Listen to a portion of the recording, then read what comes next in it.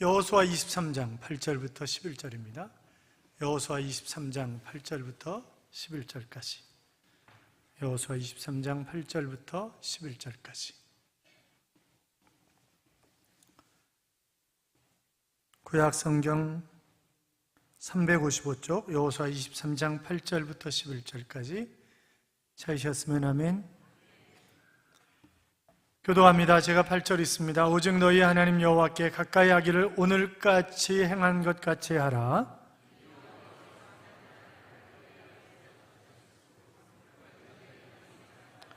너희 중 한 사람이 1000명을 쫓으리니 이는 너희 하나님 여호와 그가 너희에게 말씀하신 것 같이 너희를 위하여 싸우심이라. 조심하여 너희 하나님 여호와를 사랑하라. 아멘. 같이 인사하시죠. 주의 이름으로 잘 될 것입니다. 더 잘 될 것입니다. 끝없이 잘 될 것입니다. 아멘. 잘 되시되 틀림없이 끝없이 잘 되실 줄로 믿습니다. 우리 한국 사람들이 정말 열심히 바쁘게 살아가죠. 그래서 한국 사람 그러면 빨리빨리 이것이 붙어 있습니다. 여러분 동남아 가보세요. 식당에 가면 음식 주문을 하면 자기들이 주방에다 대고 빨리빨리 이렇게 소리를 지르는 것을 우리가 아주 쉽게 들을 수가 있습니다. 미국 같은 데서 뭐 짓고치고 이래가지고 시키면 이게 한 달 걸리는지 2달 걸리는지 도무지 알 수가 없습니다. 그러나 우리는 다음 날이면 벌써 와서 다 뜯고 고치기 시작합니다. 완전히 다른 거죠. 그런데 본래 우리 민족이 빠른 민족이 아니었다는 거예요. 아주 천천히. 여러분 조선시대 사극이라든지 양반들 보세요. 절대 잘 안 움직입니다. 그래서 선교사님들이 들어와가지고 처음에 테니스 시합 이런 거 하니까 아이고 아래 것들 지키지 왜 이렇게 뛰어다니고 난리요 이러고 이랬대잖아요. 그런데 이어령 교수의 표현에 의하면 우리 민족이 이렇게 빠르게 된 것은 바로 라면 때문이다. 그런 이야기를 합니다. 라면 때문에. 라면은 본래 일본에서 들어온 것이죠. 그런데 그 라면을 아주 다양하게, 수프를 아주 다양하게 만들었잖아요. 우리가 숫자별로 다 만들었어요. 1, 1번지, 2, 200냥, 3, 삼양라면, 4, 사발면, 5, 오뚜기라면, 6, 육개장, 7, 7은 뭐죠? 7갑산? 그건 아닌 것 같은데 7보라면 8, 8도라면 9, 9면 10, 열라면. 하여튼 라면이 숫자별로 아니 뭐 무지기수예요 라면이. 그래서 이 인스턴트 식품을 우리가 먹기 시작하면서 조급한 그런 민족이 되었다라고 얘기를 합니다. 여러분 우리가 빨리 움직이는 것 때문에 경제 성장이라든지 좋은 긍정적인 효과를 미친 것들이 참 많이 있습니다. 그러나 그럼에도 불구하고 또 부정적인 영향을 끼친 것도 많죠. 우리의 마음이 굉장히 조급해졌고 뭘 못 기다립니다. 우리 민족이 뭘 기다리지 못하고, 그리고 자연도 많이 파괴되었고 우리 마음도 많이 파괴되었고 가정도 많이 파괴되었고 이런 부정적인 그런 영향을 가져온 것들이 많이 있습니다. 우리가 건강하게 오래 살아야 되는데 그러나 늘 모든 사람이 가는 길로 가는 때가 오는 거잖아요. 그러면 우리가 하나님이 우리를 부르셨을 때 과연 사람들이 나를 어떻게 기억해 줄 것인가, 또 우리가 하나님 앞에 섰을 때 하나님은 우리에게 어떤 평가를 내리실까 하는 그런 생각을 여러분 해보지 않으셨습니까? 호랑이는 죽어서 가죽을 남기고 사람은 죽어서 이름을 남긴다고 하는데 과연 우리는 무엇을 남기고 있는가 한번 생각을 해보자고요. 지난 3월 22일 날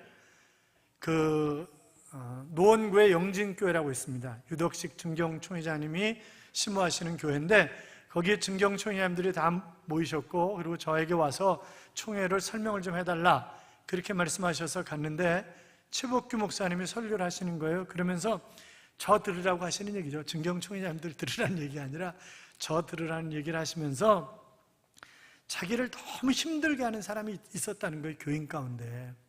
근데 최복규 목사님은 대한민국이 인정하는 신사고 누구도 그분이 화를 내는 적을 본 적이 없어요.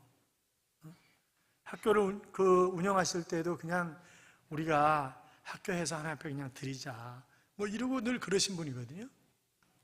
그런데 늘 뒤통수 치는 사람이 있었다는 거예요. 교회 안에서. 교육부 고위 공무원이었는데 그래서 자기가 이래서는 안 되겠다. 내가 저 사람을 위해서 정말 많이 기도해야 되겠다. 미워하지만 미워하면 안 되는 거 아닌가?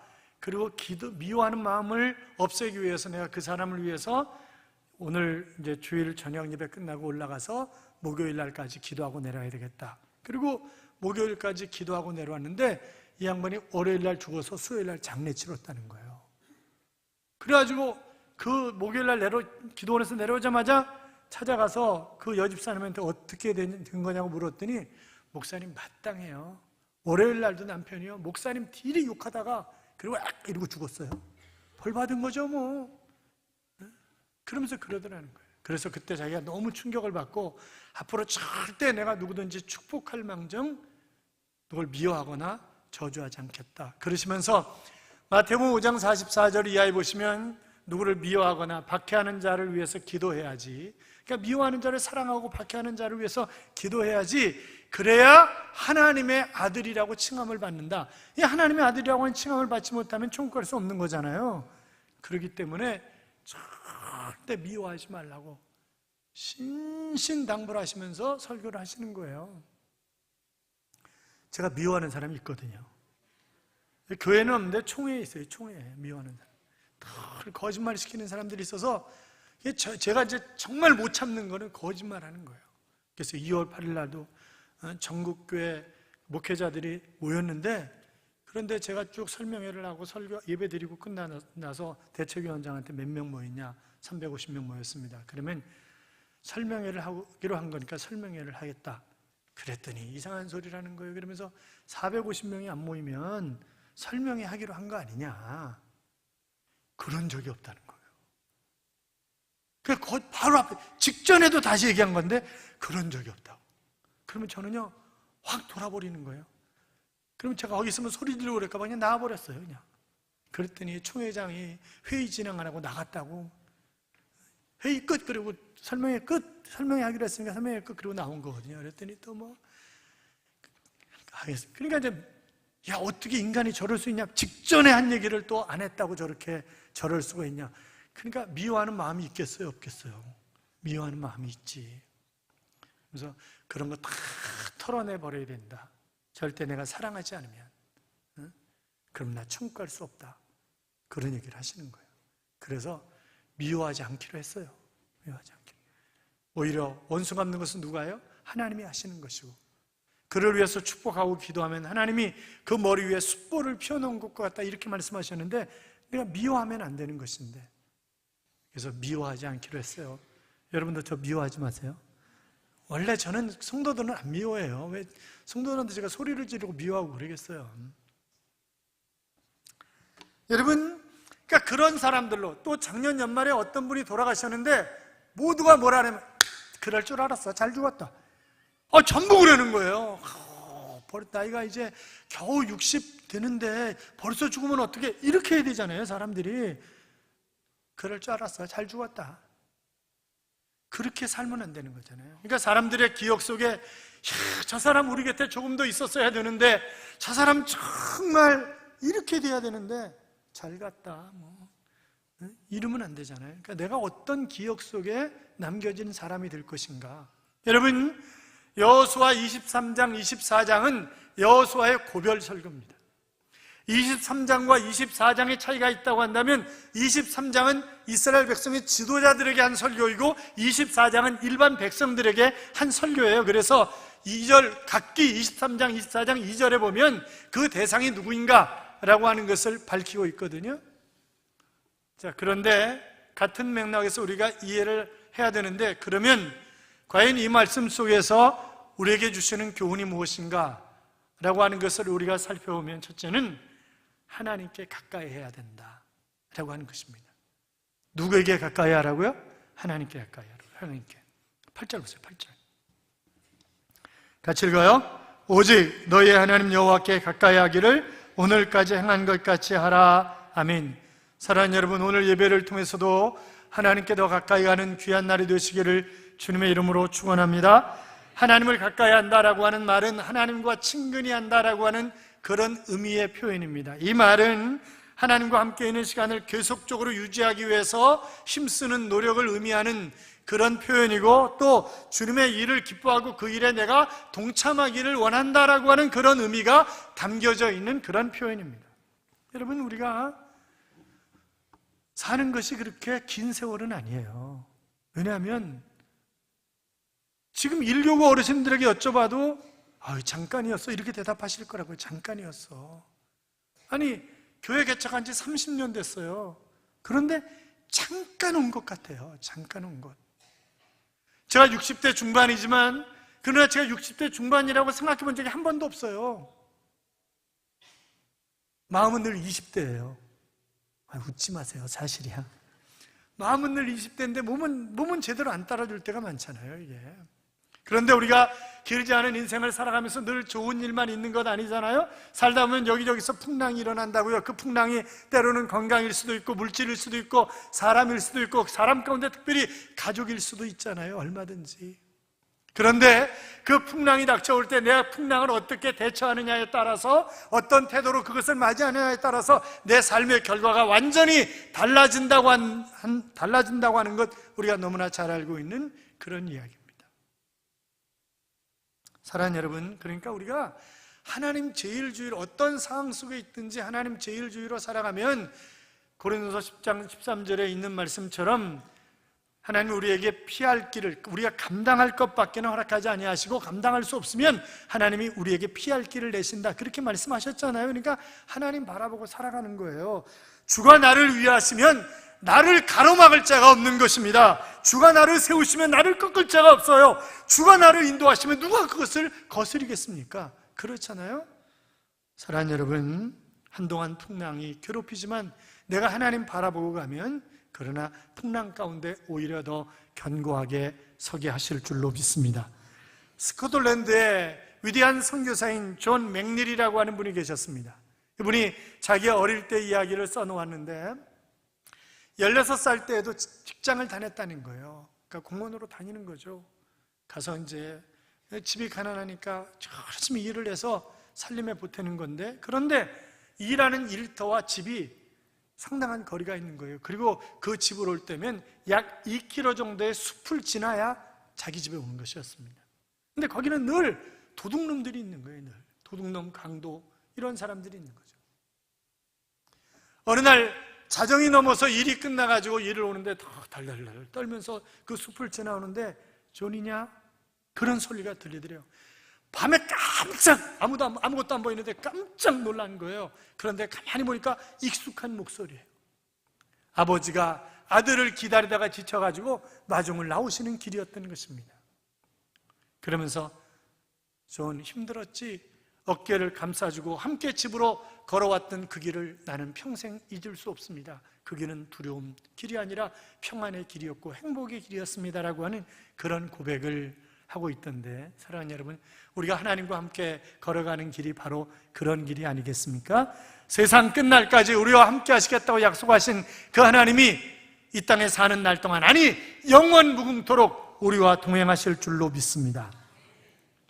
자, 어떻게 하면 하나님과 가까이 할 수 있는 것입니까? 그것은 우리가 그 공간적인 면에서 하나님과 가까이 해야 되는 거죠. 물론 하나님은 무소부재하신 하나님이십니다. 어디에나 다 계시는 그런 하나님이세요. 어떤 사람은요, 술집에서 술 마시다가 하나님 만난 사람이 있어요. 어떤 사람은 찔러 디스코테크 가가지고 이거 찔르다가 이게 팔이 멈춰서 가지고 이게 어떻게 된 거야 이러다가 결국 하나님 만난 사람도 있어요. 절에서 또 하나님 만난 사람도 있어요. 절에서. 저기 그 이정훈 교수 같은 사람, 울산대학교 이정훈 교수 같은 사람, 종자연에 있다가 지금 그 종교인 과세라든지 이런 것들이 다 교회를 없애기 위해서 작업한 것이라고 하는 것을 다 폭로한 그 만든 장본인이거든요. 그 사람도 하나님이 그냥 둬서는 안 되겠다고 생각하니까 이러고 멈춘 거예요, 그냥. 그러니까 하나님이 기가 막히게. 그런데 하나님이 내가 거기서 너와 만나리라, 우리를 만나주시고 용서하시고 새로운 사명을 부여하시고 하는 그런 장소가 있는데, 그곳이 바로 성소였습니다. 성전이었습니다. 교회였습니다. 그래서 신명기 12장 5절 이하에 보시면, 오직 너희의 하나님 여호와께서 자기의 이름을 두시려고 너희 모든 지파 중에서 택하신 곳인 그 계실 곳으로 찾아 그랬습니다. 하나님 계시는 곳이 있다는 거죠. 사랑하는 여러분, 교회를 가까이 하시기 바랍니다.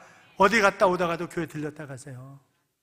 왜냐하면 요한복음 10장에 보시면 양의 우리 비유 이렇게 되어 있는데, 바로 양이 잠을 자는 우리간 있잖아요. 그 우리를 교회로, 그리고 양은 우리를 비유적으로 설명한 것이다. 그래서 양과 우리 비유 이렇게 되어 있다고요. 그런데 우리의 양이 우리에 들어가면 하면서 꼴을 얻으리라. 꼴은 은혜와 축복이에요. 그래서 교회를 통해서 하나님이 은혜와 축복을 허락하시겠다라고 약속을 하셨기 때문에 성전을 가까이 해서 사는 것이, 이 성전 가까이 사는 것이 위치적인 것이 아니라 우리의 마음이 늘 성전 가까이 있는 것이 얼마나 중요한가라고 하는 것을 잘 보여주고 있는 그런 것을 우리가 볼 수 있습니다. 자, 그래서 공간적인 면에서 하나님과 늘 가까이 할 수 있도록 교회 가까이, 교회를 중심으로 살아가야 된다. 뿐만이 아니라 시간적으로도 마찬가지예요. 시간적으로 하나님과 관계된 시간을 많이 갖는 거예요. 기도하는 시간, 말씀을 읽는 시간, 봉사하는 시간, 전도하는 시간, 그런 시간들을 많이 갖는 거죠. 하나님과 함께하는 시간, 그런 시간을 많이 갖는 거예요. 뿐만이 아니라 영적으로 하나님과 깊이 교제하는 그런 시간을 우리가 많이 가져야 합니다. 어떤 사람 딱 멀리서 보면 반가워가지고 막 달려가는 사람이 있는가 하면, 야, 피해야 되겠다 내가, 그렇게 생각되는 사람도 있잖아요. 저도 제가 어쩌다가 이제 총회 가서 이제 지방에 가서 앉아 있으면 바깥에서 막 이런저런 웅성웅성한 소리가 들립니다. 그러면 아주 반가운 목소리면 얼른 뛰어나가서 김 목사님 왔어? 정말 반가워. 그렇게 얘기를 하지만 어떤 목소리 들으면 제가 탕비실로 숨어버립니다. 왜요? 또 와가지고 또 뭘 징징거리면서 뭘 달라고 그러고 막 괴롭힐 테니까 아예 탕비실로 그냥 숨어버려요. 어떤 사람을 만나면 자기의 있는 속을 다 털어놓고 비밀적인 그런 이야기를 하는 사람이 있는가 하면, 어떤 사람 만나면 대충대충 설렁설렁 그냥 지나가는 얘기만 하는 사람들이 있습니다. 여러분, 하나님은 나의 머리카락까지 세심받으신 하나님이라고 하셨습니다. 그러니까 그 하나님께 우리가 모든 것을 털어놓고 깊은 영적인 교제를 해야 하나님과 가까이 갈 수 있지, 그렇지 않으면 하나님께 가까이 갈 수가 없잖아요. 또 바로 이 하나님과 가까이 가는 그런 방법을, 말씀을 잘 지켜야 된다 하는 그런 이야기를 하고 있습니다. 자, 6절 보세요. 6절 같이 읽어요. 그러므로 너희는 크게 힘써 모세의 율법책에 기록된 것을 다 지켜 행하라. 그것을 떠나 우로나 좌로나 치우치지 말라. 아멘. 여러분, 우리가 하나님을 인격적으로 대하는 비결이 뭐겠어요? 그것은 바로 그분의 말씀을 준행하는 것입니다. 남편을 남편으로 대우하는 것은 뭐예요? 그것은 남편의 이야기를 잘 들어주는 것입니다. 아내를 아내로 대접하는 것은 아내가 무엇을 필요로 하는지 아내의 필요를 잘 채워주고 그의 이야기를 잘 귀담아 들어주는 것입니다. 남자들은 보통 하루에 2만 5천 마디의 말을 쓴다고 합니다. 여자들은 3만 마디의 말을 쓰는 거죠. 그런데 남자들은 직장에서 다 쓰고 와서 집에 와서 할 말이 없어요. 그래서 밥 줘, 자자, 그 얘기밖에 안 합니다. 그러나 여자들은요, 이제 3만 마디 남편 오면서부터 시작이거든요. 그러니까 이게 남자와 여자가 안 맞는 거예요. 하루에 진솔하게 15분 이상만 부부가 대화할 수 있다고 한다면 그 부부는 절대 헤어지지 않는다라고 하는 그런 이야기가 있습니다.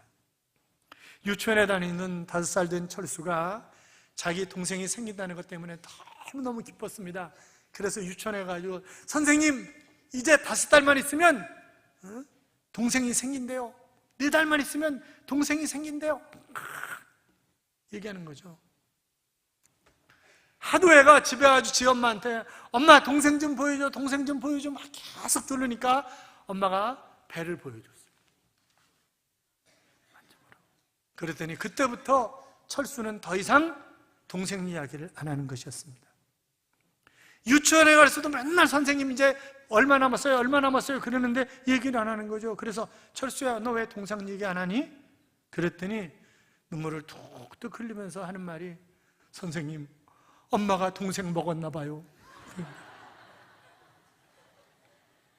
아기가 어떻게 태어나는지를 잘 모르니까 얘는 엄마가 배가 이렇게 부른 거 보니까 동생은 아무래도 엄마가 먹었나 보다 이렇게 생각을 하는 거죠. 사랑하는 여러분, 우리가 하나님의 말씀을 제대로 알지 못하면 어떻게 하나님 뜻대로 그분의 원하시는 것을 이루어드리면서 살 수가 있겠어요? 그렇잖아요? 그래서 우리가 말씀을 늘 묵상하고 그 말씀을 지키는 삶을 살아갈 때 하나님을 가까이 할 수 있단 말이죠. 여호수아 1장 7절에 보시면 오직 너는 마음을 강하게 하고 극히 담대히 하여 나의 종 모세가 너에게 명한 율법을 다 지켜 행하고 좌로나 우로나 치우치지 말라. 그리하면 네가 어디로 가든지 형통하리라 그랬습니다. 여러분, 내가 흔들리지 않으려면요, 말씀의 반석에 딱 서 있어야 돼요. 늘 선동하는 사람들이 있어요. 늘 선동하는 사람들이 있죠? 그 사람들이 잠깐 인기를 끌 수 있습니다. 그렇잖아요? 그런데 이제 한참 지나다 보면 아유, 저 인간 또 거짓말 시킨 것까, 저 또 뻥일 거야. 그렇게 생각을 할 때는 이미 뭐예요? 내가 젖어 있을 때예요. 내가 흠뻑 그 거짓말에 젖어 있고, 그래서 우리가 사람을 잘 사귀어야 됩니다.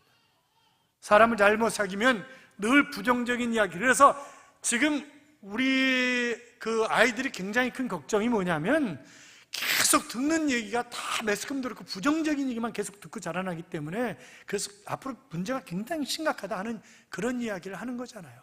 이 긍정적인 얘기를 끊임없이 들어야 되는데, 사랑하는 여러분, 우리가 살아가는 이 시대는 마귀가 입을 쫙 벌리고 우리가 곁길로 들어서기를 기다리고 있는 거죠. 그랬다 얼른 탁 채간다고요. 그래서 우리가 흔들림 없이 하나님의 말씀에 서 있어야, 뿐만이 아니라 치우치지 말라 그랬어요. 좌로나 우로나 치우치지 말라 그랬습니다.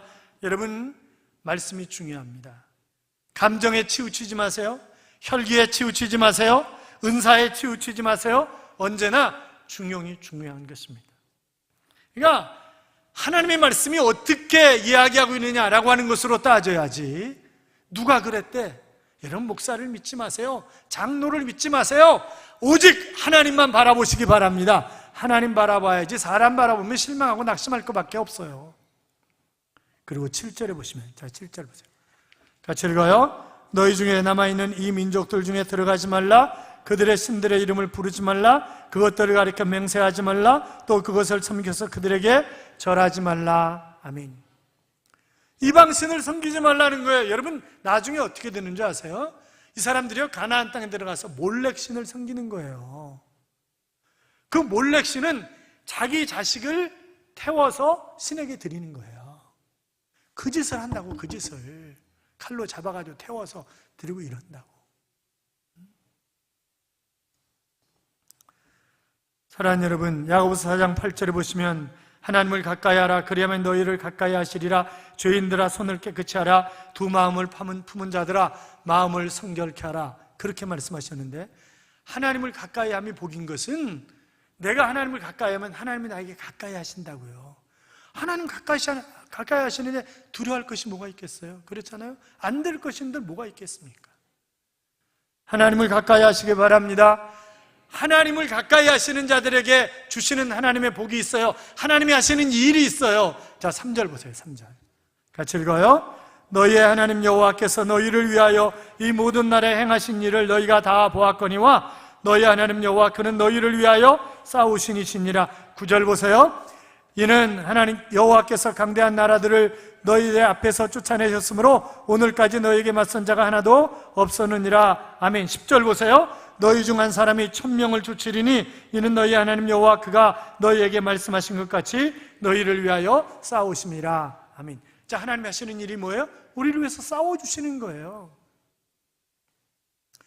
프랑스의 4대 위인, 그렇게 얘기를 하면 루이 14세, 나폴레옹, 잔다르크, 그리고 드골, 이 사람을 4명의 그 영웅이다, 그렇게 얘기를 합니다. 자, 이 사람들은 자기 이익만을 챙긴 사람들이 아니에요. 이 사람들은 국민들을 싸움을 잘하는 사람들인데 국민들을 위해서 싸움을 잘했기 때문에 바로 영웅이라고 칭하는 것입니다. 그런데 하나님은 우리를 위해서 싸우시는 하나님이세요. 여러분 보세요. 이스라엘 백성들이 전쟁에 임할 때 그들이 언제 제대로 한번 싸워본 적 있어요? 하나님이 다 싸워주셨어요. 하나님이 앞서 행하셨어요. 그렇잖아요. 여리고성 돌 때 보세요. 이스라엘 백성들이 뭐 했어요? 하루에 한 바퀴씩 돌았어요. 그렇잖아요. 한 일이 돈 일밖에 없어요. 아시리아 군대가 18만 5천이 쳐들어왔을 때 그들이 한 일이 뭐예요? 한 게 아무것도 없어요. 밤에 하나님이 그 아시리아 군대를 18만 5천을 쓸어버리셨어요. 그냥 아말렉과의 싸움도 마찬가지고 다 마찬가지예요. 여러분, 사울과 다윗의 다른 점이 뭐예요? 사울은 자기를 위해서 싸우는 게, 내가 싸운다고 생각하는 사람이에요. 사울은 그래서 지가 나가 싸우고 늘 변명하고 이러다가 결국 하나님이 죽게 그냥 내버려 두시잖아요.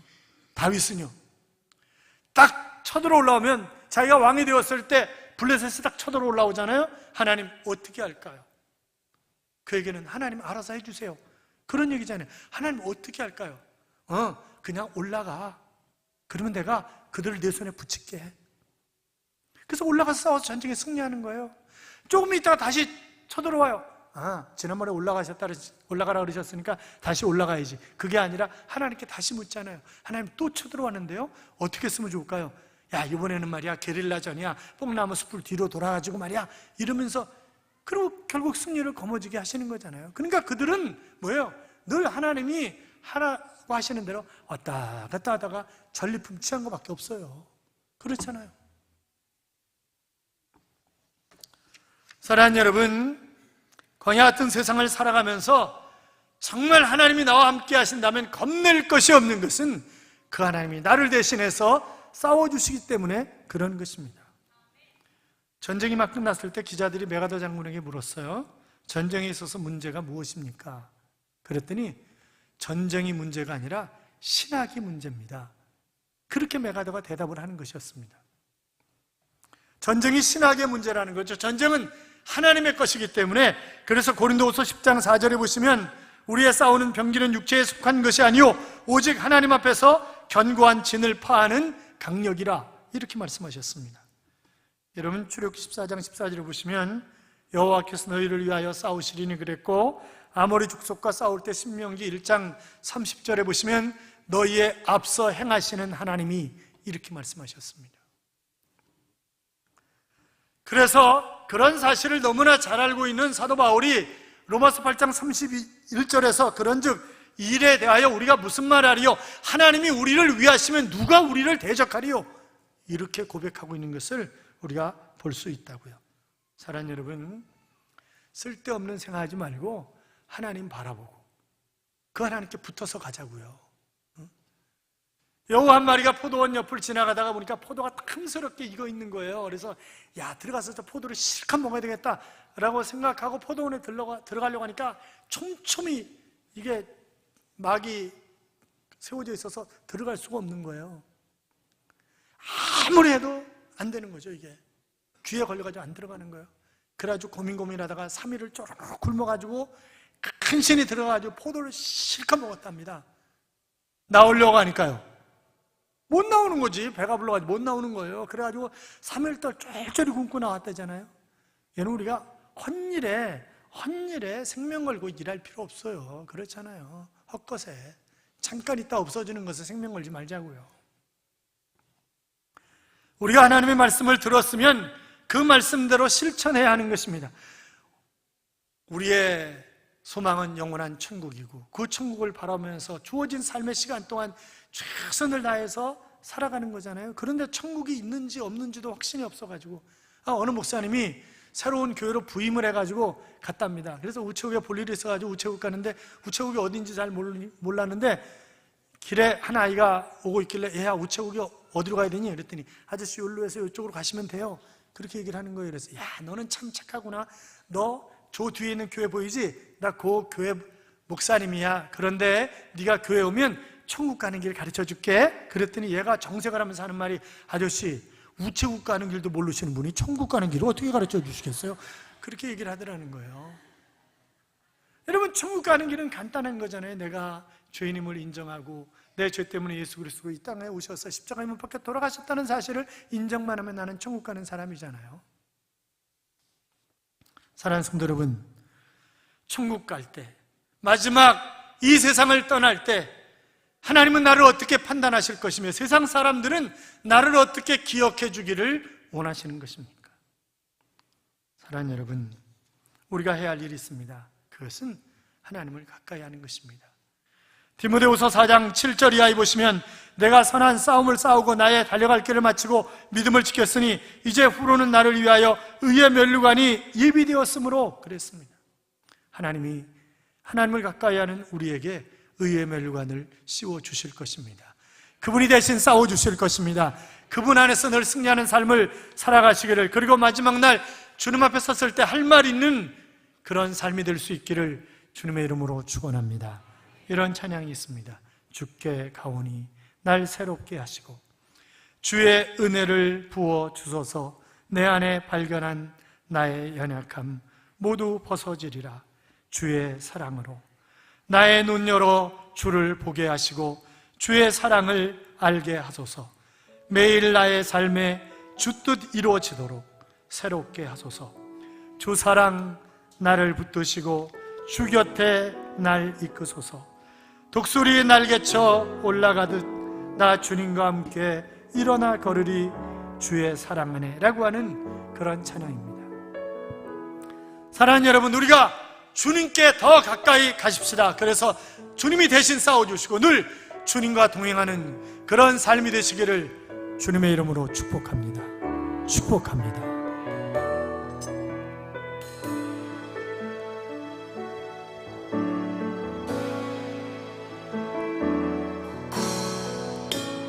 주께 가오니 날 새롭게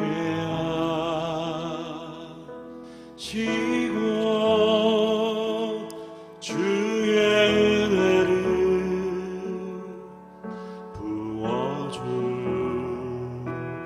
부어주소서.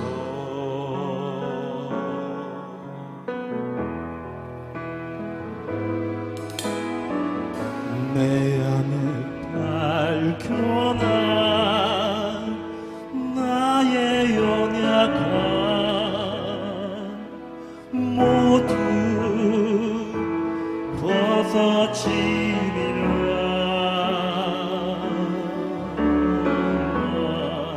주의 사랑으로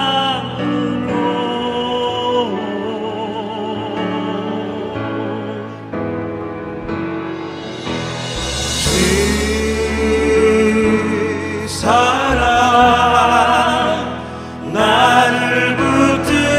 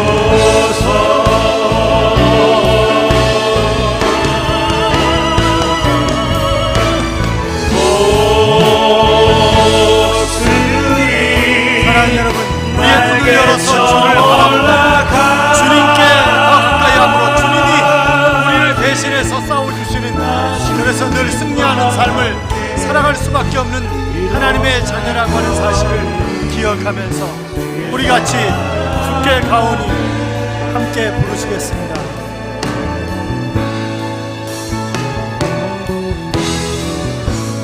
주께 가오니 날 새롭게 하시고 주의 은혜를 부어주소서.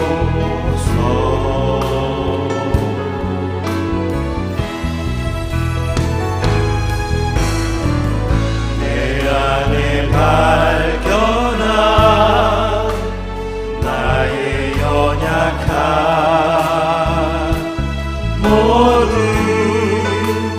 벗어지리라.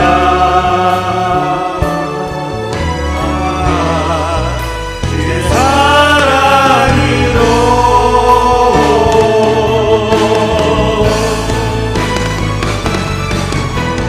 주 사랑 나를 붙드시고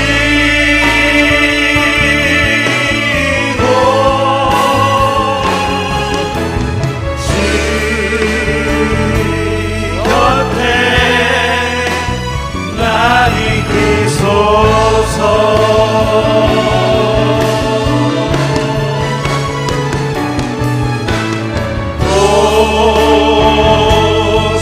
고수리 날개쳐 올라가는 나 주님과 함께 일어나 걸으리. 주의 사랑 안에 나의 눈 열어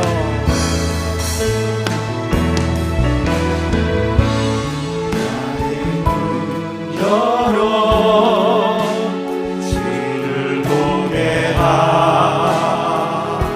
하시고 주의 사랑을 알게 하소서.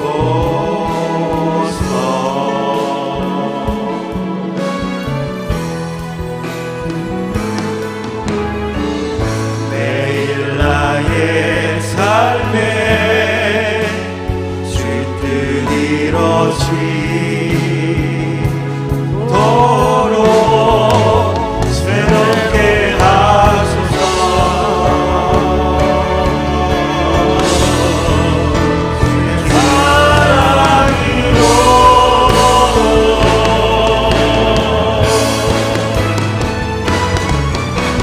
주 사랑 나를 붙드시고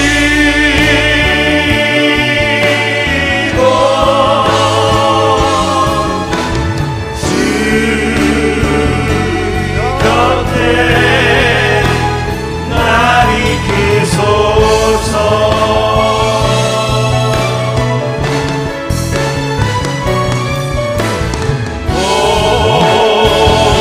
고수리 날개쳐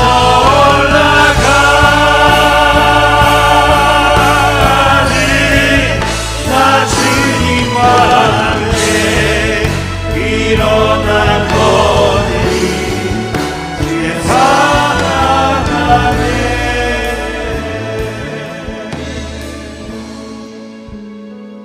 사랑하는 여러분, 모든 사람이 가는 길로 우리도 가게 될 것입니다. 하나님 앞에 섰을 때 할 말이 있는 삶, 우리의 후배들이, 우리의 후손들이 우리를 기억할 때 정말 아름다운 기억으로 남을 수 있는 그런 삶, 그것은 하나님을 가까이 하며 하나님을 사랑하는 그런 삶입니다. 하나님의 말씀을 준행하며 좌로나 우로나 치우치지 아니하고 이방신을 섬기지 아니하며 오직 하나님만을 섬길 때 그 하나님은 우리를 대신해서 싸워주신다고 했습니다. 그러한 삶이 우리의 삶이 될 수 있도록 기도합시다. 같이 기도합니다. 살아계신 하나님 아버지,